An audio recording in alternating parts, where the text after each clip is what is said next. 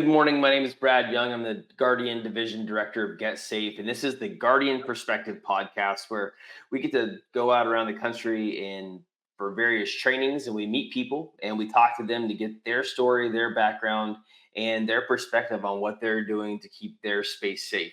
Today, I've got one of our brand new instructors, Jeff Scholz, and I'll let him introduce himself because his background is so in depth and just like fascinating that I think you're going to enjoy the conversation. So without further ado, Jeff. Hey, Brad, thanks for having me today. Really Certainly. excited to be a part of Get Safe, part of the podcast, and a part of the training that's going on around the country. So thank you for the introduction. Like Brad said, my name's Jeff Scholz. I'm a retired New York State trooper.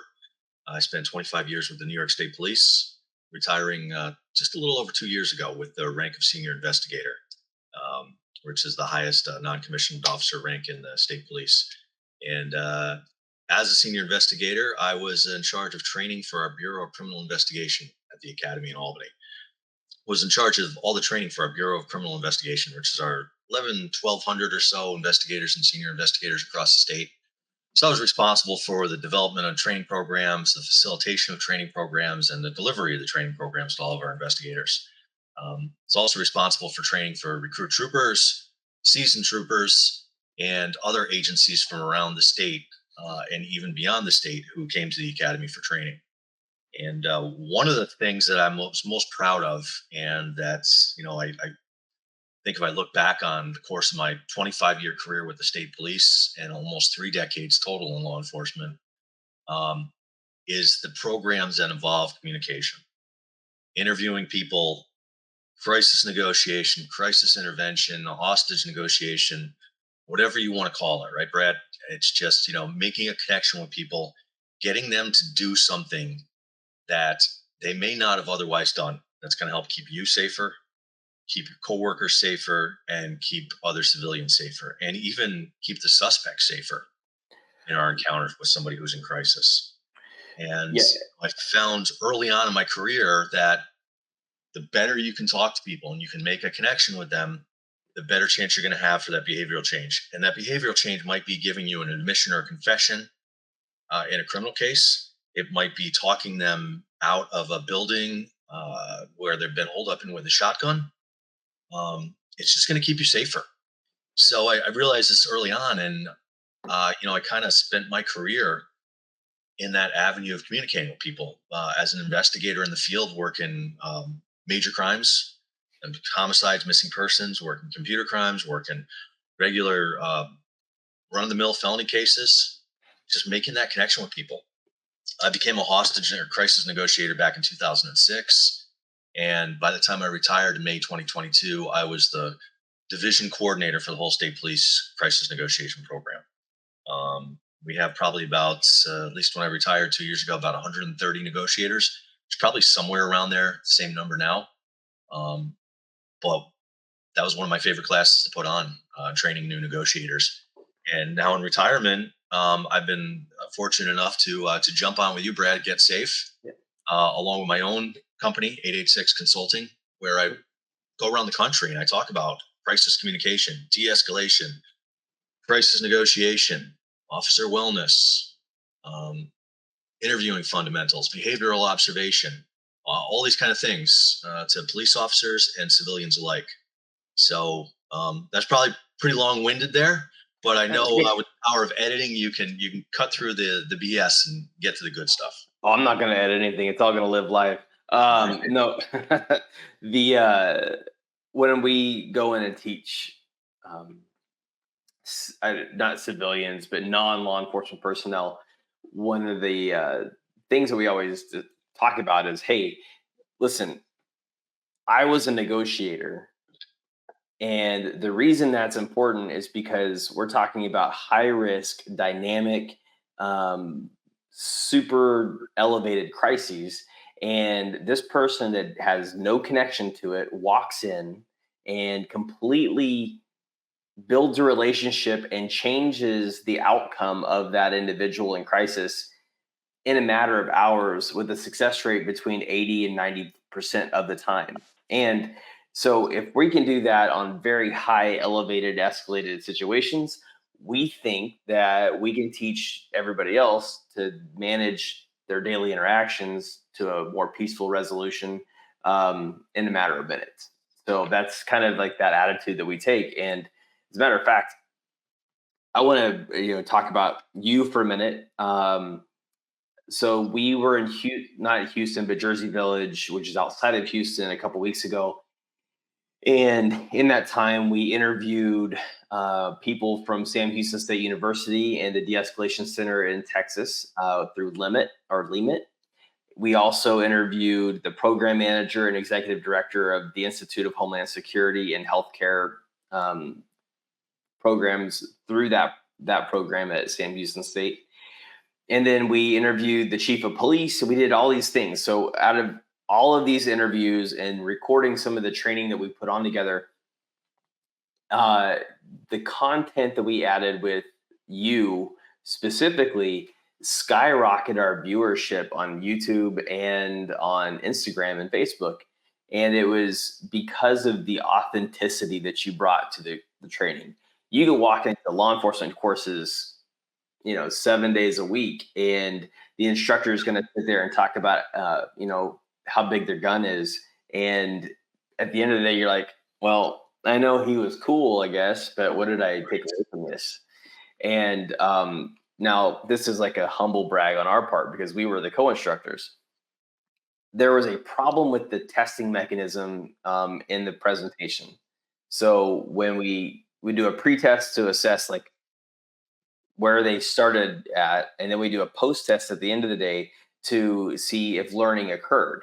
Right. What we saw was learning did occur because the students in that class, and there were almost 30, took this post-test almost 2 weeks after the training, and then came back with a 93% average post-test score when the average pre-test score was 60%. So we showed a 33% increase in knowledge gains, and it sustained that level 2 weeks after the test or after the course. So that means that training's sticking. So what I can say definitively at this point is that these men and women in law enforcement are going out, they're interacting with citizens and people in their communities, and they've got a different perspective, they've got a different mindset, and they're going to end up safer. And that's largely in part of the training that we put on. And so, first of all, thank you. But on the subject of Jersey Village, let's talk about some of that, what we saw, what we'd like to see again, and your perspective on the course at large. Excuse me. I had a great time there, and I think that it's not a stretch to say that most, if not all, the people in the class had a good time too. Right from the get-go, I saw buy-in from everybody. I saw people from anywhere from 6 months on the job to close to 30 years, I think it was, from several different agencies. And I saw that attention being kept throughout the whole day. And let's face it, you and I have been there. 8 hours is a long time to sit in a classroom. It is. But I think that what you and I brought to it, Brad, was pretty dynamic. It was engaging. We had a lot of feedback from the people in the class as it was going on. We had people coming up to us in the break, asking us questions, or telling us their own stories. Generating conversation. And that's always huge to me when somebody takes the time out of their break to come up, ask a question, give a compliment, or just looking for some type of conversation regarding the content of the class. And it was amazing. We saw all that stuff. So I had a great time. I'm really looking forward to the next one. And you brought up a really good point before. And, this is, I say this humbly, but you hit the nail right on the head when you talked about like experience in instructing. And we've all been to those police classes. Like you said, somebody just comes in and they talk about something, but I've talked about this with another collaborator of mine. And, we both agree that one of the things that really shows good police training, or just good training anywhere, is somebody who's actually been there and done it before. It's not just something you read about in a book. And a lot of times you go to things and there's a lesson plan that's been prepared. And, I know I saw it at our academy all the time. We had great instructors, we had great cops, great troopers training people, but they didn't always walk the walk and talk the talk. It was a lesson plan that they got, and they're going ahead and going from the lesson plan. But when you can go from that experience, you can go from actually being there and doing it and talking about what worked for you, and you learn from your mistakes. I think that just provides a whole nother element of the training. And I see right off the rip that that's something Get Safe does because they've got you. You've invited me to come on board, and I'm having a great time doing it, man. Dude, So I'm glad to hear it because I'm gonna take you back to Texas next month, and we're gonna do this all over again. looking Um, forward I, to it. I was pulling up some of the evals from this course, and so one of the things that we talk about in all of our de-escalation and violence prevention courses is the one thing that's active in every scenario that you put yourself in is you. You're going to have different people, different circumstances, different situations, but the constant in every interaction that you have is you, the individual. So, how do we expect anyone to de-escalate or to intervene in crises if they can't manage themselves? So you and I both agreed that we were going to not belabor the point, but really focus on the point of self management, self control, self awareness, whatever that, however you want to phrase that. Right. And we got 1 2-star review on one section of our training, and I just wanted to pull it up so that I was clear. And this 2-star review was this: the first 2 hours of class seemed more about officer mental health and not on topic. We want men and women in law enforcement to go out and get involved in somebody's worst day and do everything perfect. That means that not only are they carrying in all the baggage from every call before that, but they're also carrying personal baggage, and they're dealing with this person's baggage. And if you don't accurately process and compartmentalize and manage that stress and that vicarious trauma, Mhm. then what you're going to find is failure, because at some point that cup overflows and it gets too heavy. And so Absolutely. we didn't spend necessarily 2 hours of the class on that, but we spent a lot of time because that's how important it is. Statistically, a cop's going to kill themselves way before a felonious assault. And I think that it's just really telling that that's how much you care about this, because I gave you this program and said, "Hey, this is our course. I want you to look at it. You tell me what you think you don't like or whatever it is." And you said, "Man, this is we are dialed into the same perspective on this." Yep. Yeah, definitely, especially with the officer wellness. I mean, you can't hit that home enough, right? I started in law enforcement in 1994, and it was almost non-existent back then. We had an EAP program, and I think the New York State Police EAP program is one of the best in the country, if not the best. And but it wasn't always pushed as well as it is now. And back when I first started, it was just, hey, kid, go on to the next car crash, go on to the next shooting, go on to the next bad thing that's going to happen. And you know what? Go have a drink after work about it. We're getting better about that now, but you talked about the accumulation of this trauma. And if you look at any type of trauma, you look at domestic violence victims, you look at child abuse victims, you look at all these different things, and you look at the accumulated trauma that people go through. Uh, Not just law enforcement; it's out there with everybody. But as law enforcement and training law enforcement, we've really got to drive this home so that people aren't afraid to talk about these experiences. They're not afraid to go ahead and decompress with these things in a healthy manner, to cope with it in a healthy manner. I mean, like you said, we're going to somebody's worst day, and we're going there because the coping skills the individual who we have to deal with, that individual in crisis, their coping skills are either poor or they're non-existent. If we don't have good coping skills, how are we supposed to effectively manage these situations safely keep ourselves safe, not just at the scene, but also when we get home. Yeah. So I think it's very, very important to go ahead and drive this point home in this class, because what's the only thing you can control in any situation? You. Yourself, exactly, right. Yeah. And if we don't have good control of ourselves, and there's a lot of different things that come into play with this, and I'm not going to get into a detailed discussion of each one right now, but just for example, we've got to be considerate of we've got to consider our own implicit biases in order to help remain in control of ourselves. We've got to be aware of all the policies and procedures of our agency, the laws of our state. We have to have so many things going on top of all this. We got to go ahead and we've got to maintain control of ourselves. Because if we come off that normal functioning level, if our coping skills all of a sudden suck, now we've got two people in crisis, and that's just not going to end good. Yeah, and to your point,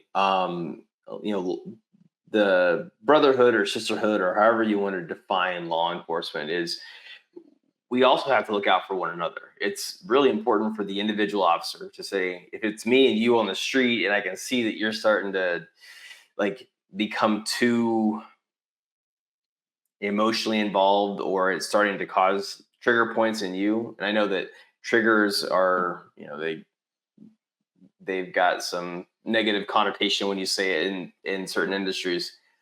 It's my responsibility as your beat partner to say, hey, you know what? How about I take this and you be the cover?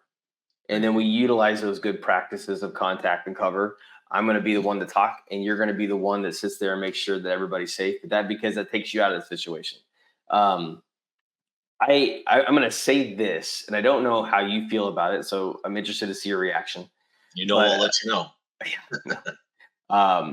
Here's so somebody on LinkedIn posted the other day something, a celebrity's quote about empathy, and how empathy for humanity and humankind and your neighbor is far more important than your job, than your career, your finances, than anything else, right? And most of the comments were, amen, we need more of this. This is exactly what we need. We love this. This is what we want. And I said, well, yes, but true empathy causes a person to shoulder your burden as well. So I'm taking on your feelings. What we need to have is an empathetic response without true empathy. Because what I said is, ultimately what you're making a case for is compassion. I want to be able to have an objective decision making process for your problem. But if I get too emotionally involved in your problem, now it's our problem. And now somebody's got to talk us both out of it. I'm not sticking my hand in the hole and pulling you up. I'm sticking my hand in the hole so that I don't fall when I jump in there with you. So I think that there's a really important distinction. That's why in the behavioral change stairway model, we go active listening and we say strategic empathy, because you're utilizing the empathetic response without like emotionally investing your individual self into it. And then rapport, influence, and ultimately behavior change. What are your thoughts on Right. empathy? I agree completely. Sympathy is not going to help, right? Compassion, yes, definitely we want that. But sympathy is not going to help somebody. And also, when we're talking about our empathy, we definitely don't want to identify with the problem where we go ahead and we make it our own. So the example you use of reaching into the hole to help you out, I think you may remember I used this little story or analogy or whatever you want to call it when I talked about empathy, where somebody falls into a hole. Oh, I'm sorry, you fell in that hole. What's that good does that do for somebody? Yeah. Nothing. But in the same breath, I don't want to go ahead and jump in the hole and make your problem my problem because you fell in there. Instead, I'll use that empathy to go ahead and say, you fell in the hole. I'm going to do something to get you out without making it my own problem, without taking on that burden myself. I'll get a rope and I'll throw that rope down to you and pull you out. I Sure. think that's really important to say, because, can we change the fact that somebody fell into that hole to begin with? No, we can't. well, we can do something. We can throw that rope down there to get that person out. And that's what we're talking about when we're talking about using empathy in this way. Wouldn't you agree? Oh, yeah, absolutely. And interestingly enough, so I'm going to just pivot a little bit while we're on the subject, because I think that law enforcement gets saddled with everybody's problems because they get the average citizen, they get from the soccer mom all the way to the mayor, they get politicians and celebrity problems that they got to deal with. They also get first responder problems, EMTs, firefighters, and other cops. So they have so much firsthand experience dealing with like real struggle for other people that their perspective it can become skewed and almost callous to a certain point, but they have so much to offer back. So one of the aspects, just to touch on officer wellness piece, is that this job does not define the individual, but it does equip the individual to do a lot of other things that are useful outside of this job. One of the feedback we got from the Sam Houston State course that we built with the Institute of Homeland Security was that these stories really connect and these processes really connect, but they don't. I don't have hospital representation as much as I would like. So we worked that out, and so we were able to adjust that and edit and adding some of that component to it. But the pushback I got was like, yeah, but you're dealing with people that want your help. They may not like the results, but they want your help. So many times cops get into situations where that help is unwanted, Right. or that help is wasn't asked for because somebody else called 911, and then they still have to take a bite of that sloppy sandwich and make that situation safe and that scene safe. And so, because you teach in the private and public sector, do you see um, much more, I guess, a larger pool of information to pull from when you're speaking to people that are non-cops? It's not necessarily that there's more information or a larger pool to pull from. Um, I just want one thing that really stands out to me about that, and dealing with these two different audiences. You said that people in that healthcare system may want the help. Well, maybe they want the help, but it doesn't change the fact that they're in a crisis situation. And when somebody's in a crisis situation, what are they? They're off of their normal functioning level. So whether it is your, intoxicated, belligerent individual who's holed up in an apartment with a shotgun and doesn't want to come out, um, or it's somebody who is kid is getting treatment at a facility for some horrible disease, and their coping skills are now shot, and they're having the worst day of their life because they can't be in control of something for somebody they love, and they go into a crisis. We're really dealing with the same fundamental thing at that point. I don't think it necessarily matters the situation that put the person into crisis, although it's important to identify that, to look for the hooks and look for the ways to build rapport and make a connection with that person. But I think at the end of the day, you're dealing with somebody who's in a crisis, no matter where it is. So that's what you're going to focus on. Um, when I teach civilians, I'll stay away from use of force, case law regarding that, examples regarding that. And I'll teach civilians that when you're faced with an immediate threat, and that is when somebody has the means, the opportunity, and intent to harm you, if you're a civilian, your best bet is to remove yourself. Okay. Again, because I'm not going to get into defensive tactics with them or Right. different things that they should do. I mean, sure, we've got the run, hide, fight for an active shooter type situation, but I'll talk to cops about the objective reasonableness of force that they're going to use when they're faced with an immediate threat. But for civilians, remove yourself. Yeah. Other than that, I think, again, we're dealing with somebody who's in a crisis, and we need to make a connection with that person, show that we are um, sincere, show that we are compassionate, and that we want to help them through this. Now, does that mean we have to like that person? No, not No, absolutely not. Right. Okay. And a that's a lot of big, times we don't. right. Exactly. And that's a big point that we have to get across to people. But if somebody feels like that we don't like them, whether we're in a law enforcement situation or a private setting, healthcare setting, school setting, whatever the case may be, somebody doesn't feel that we're being sincere to them, are they going to want to communicate with us? Are they going to want to establish a connection with us? Are they going to want to listen to us? No, they're not. No, No. no. So, kind of a long-winded way of going back to, your original question of is there a bigger pool of stuff to pull from? I don't think so. I think it's just a lot in the way that it's presented and a couple of different nuances from the law enforcement sector to the private sector that you're going to discuss. Good. That makes sense. So, do you have any? I'm going to put you on a spot and tell you.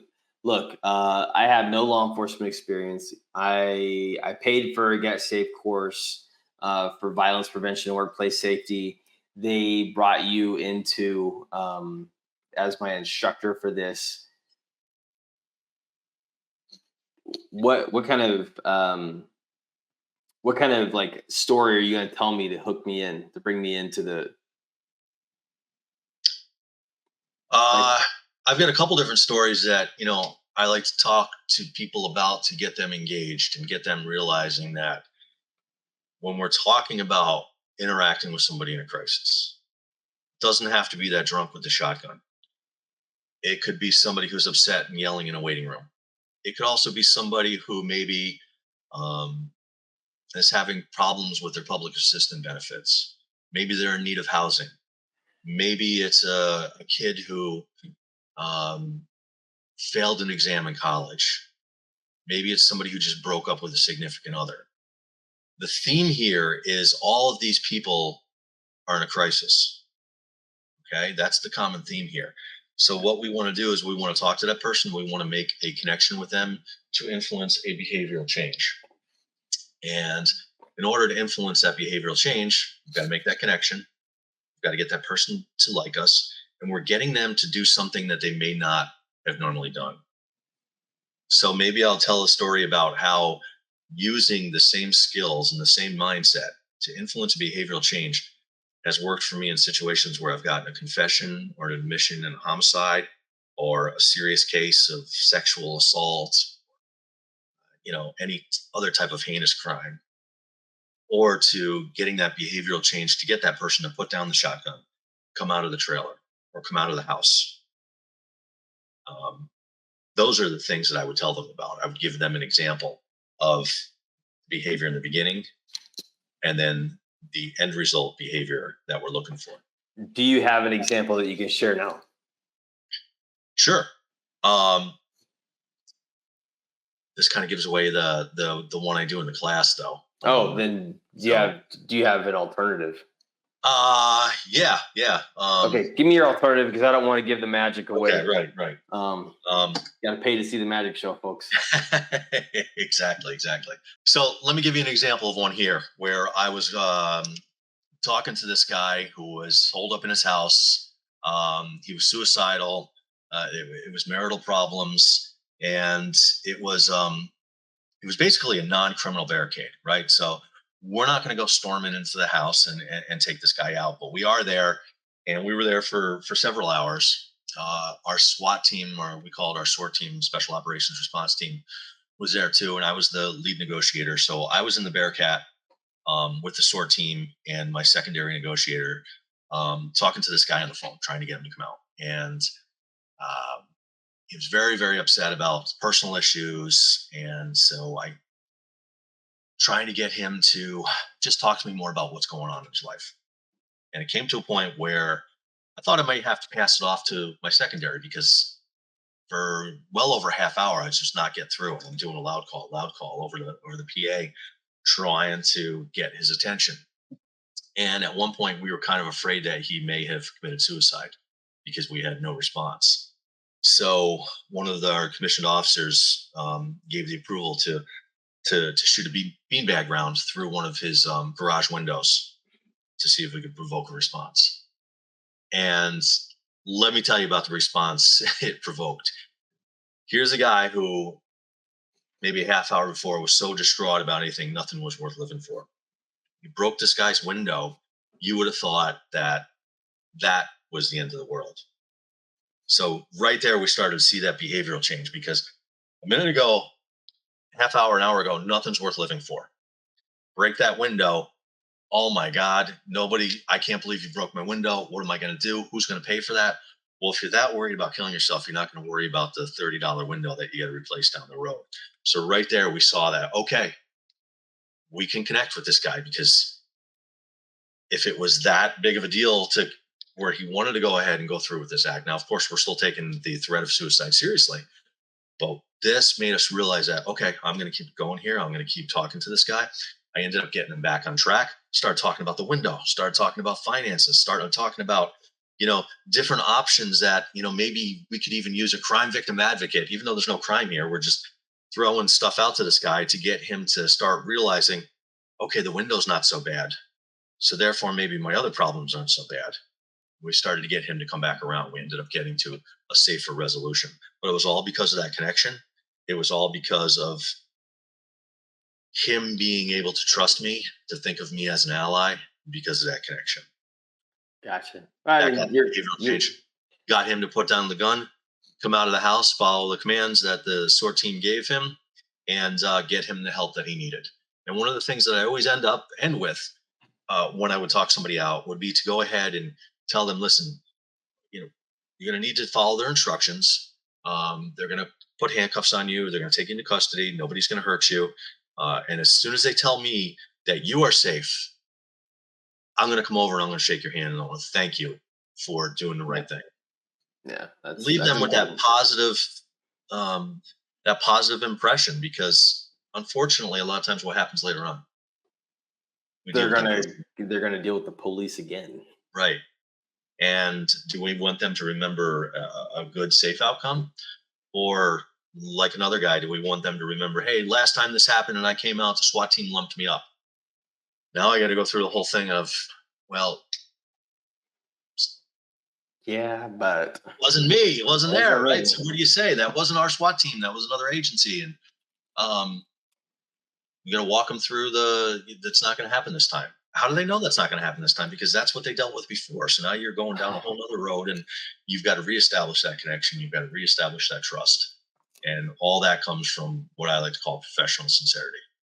Yeah, that's why we had one of our SWAT guys called the negotiators tactical talkers, because very often there would be a tactical thing, a tactical noise, a tactical movement, and all of a sudden that rapport that you're working on, the guy gets amped up. What is that? What are you doing? And all of a sudden you've got to do this little song and dance to get them back. Oh yeah. Like, you know what? I think that was the wind. It must have, like, my tent blew over out here. I don't know what's going on. Let me check on that for you. I'll get right back. And Yeah. it is matter of fact, that's my moniker, is the tactical talker. So they just, in case anybody out there Like listening, they're going to snatch that up. Not today. Um, let me. It's funny you ask. You mentioned about the sound. Another little analogy I can use real quick is another guy. We were talking to him on the phone at a little command post outside, and we had a negotiator truck that was like an old bread box truck, like an old UPS kind of type truck thing, and it was old, and we ended up having to jump it that night, I think, or getting it towed after the incident. But anyway, it ended up coming to the scene. It was stored at our troop headquarters, and somebody would be on call to go ahead and take that to the scene if we had a call out. I went directly to the call out. Somebody else brought the truck, and it was all done up in state police colors, blue and gold, right? And it ended up, for some reason, going actually past the house that we were at, and the guy inside saw it going by, and he started losing it because he saw this truck going by. And if you remember the show from the 70s, SWAT, the original SWAT show, where they had that kind of truck that was the SWAT truck, that's what he thought it was. And he started going, you brought SWAT here, and what? And I'm trying to explain to him that was a negotiator truck that's got tables inside of it, someplace we can go and be warm and talk to you. But I had to really talk him through that. He was so afraid that it was the SWAT truck. And I had to actually tell him, I said, listen, I'll be honest with you, our SWAT team is coming too, and they're not just bringing a truck; they're bringing an effing tank. Okay, they're bringing a Bearcat, and you're gonna, straight up with him about that, and being honest with him helps bring him down a little bit too. But Yeah, it's for funny sure. just how that jumped into my head with you're talking about where they say, "Hey, what was that noise?" or "What's the SWAT team doing?" Just kind of brought that up too. So I'm going to ask you. So prior to Jersey Village, I was having a conversation with somebody else in Austin about like incident command structure and stuff. So you in like in police work, if you don't know, you have an incident commander. You might have a tactical commander if it goes to have this route of these different disciplines. And the sole purpose is to keep things compartmentalized. So if things happen, there's always another echelon to review and assess policy, procedure, and essentially make sure everything went the way it was supposed to in accordance with the law and whatnot. We had a particular incident where we had a tactical commander, we had an incident commander, we had every lieutenant and every captain and every admin out there, and the chief shows up, and then the chief starts adding in, and so we're like recounting this event because I was talking to another cop, and the question got posed, well, then who is in charge? And one of the things that we want to position this with is that somebody's got to make a decision at some point, and somebody's got to be responsible for that decision. And that person that's making that decision and has to be responsible for that decision is accountable for everything that happens after that decision is made, whether it's in law enforcement, in the hospital service, in the city manager's office, or the bank, whatever it is. Somebody's in charge. Somebody is the go-to person to make the decision. As a negotiator, did you ever find that when you're like, you know what, I've got to ask permission or I've got to go talk to somebody in charge? What, how did you do that tactical dance around, well, I don't want to talk to you anymore. I want to talk to the person in charge? Yeah, that's a big risk whenever you're talking to somebody who wants something. You may not be the person who's supposed to give it to them. You may have to run it up your chain of command. That comes with a lot of risks too, though, right? Because now all of a sudden, what if they realize, well, why am I even bothering to talk to you if you can't get this for me? I want to talk to the boss. For So sure. very dangerous situation there. So I always tried to not to go ahead and pass it off, at least in what I was telling the person. Sure, we've got to get command decisions, just to the example I gave you before, the beanbag round going through the guy's window, that had to come from somebody up above. It was an idea that was tossed around in the Bearcat. Hey, we got to do something to try to get this guy's attention. We don't want to go in, obviously, um, but let's do something to see if we can get a hold of him. Yeah. Commissioned officer had to make that decision, so we had to run it up the chain. So, when you have a situation like that where you have a command post and you have multiple people there, you can have your TOC, your Tactical Operations Center, your NOC, your Negotiations Operations Center. Then you can have the liaison between the two, and you can also have the liaison back to your command post. Because I used to teach a class, crisis negotiation for commissioned officers, called it crisis negotiation considerations, and it was to let our commissioned officers know how the NOC, the TOC, and the liaisons worked, and how the scribe worked, and the secondary, and all that stuff. So they would have an idea of it, because we wanted to keep them out of that command post, because we didn't want them to try to jump into the conversations and take things over from there. Everybody's got to understand their role. So that can be really dicey. It can be really tricky. I would always try to go ahead and do that off scenes without saying I was talking to somebody. Say, I'm going to work on that, and I'm going to get back to you in a minute.